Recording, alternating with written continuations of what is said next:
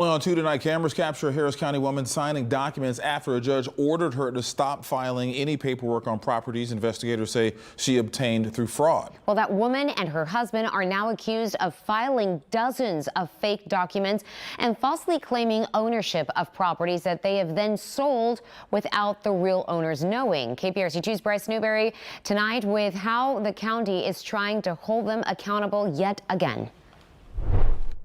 This couple is accused of putting at least 37 Harris County properties in their names through fraudulent documents and fake notaries. A judge has ordered them to stop, but that hasn't appeared to have any effect. And now the county is asking for the wife to be held in contempt of court.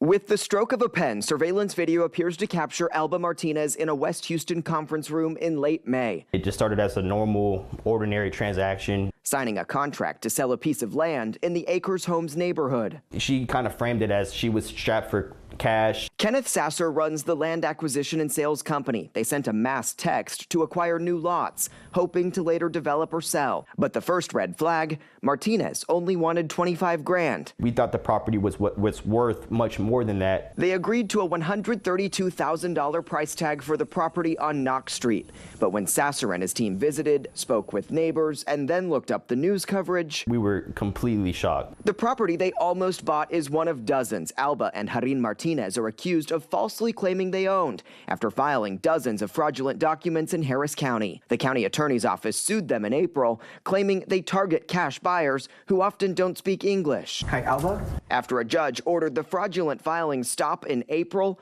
only our cameras captured Martinez at the county clerk's office trying to file more deeds, at least 2 of which investigators now say were forged. Oh, hell no. I cannot believe she went against my orders. Ugh, is how an attorney helping her on the case responded, according to records, when made aware by the county attorney's office. Por las noticias, All because me han difamado muchísimo. In a phone call with Sasser's team, Martinez said the news has defamed her. She also claims Harris County isn't acknowledging an inheritance from her late stepfather that left her all the properties, a claim attorneys say is not supported by evidence. We were going to be not only out money, but, involved in future lawsuits. It could have damaged the reputation of my business as well. Sasser is glad he did his research and says they won't move forward with the transaction on Knox Street. It's very, very ruthless and heartless for her to be doing this. And since the court orders don't seem to be working, he says he hopes for Martinez to be arrested, putting a stop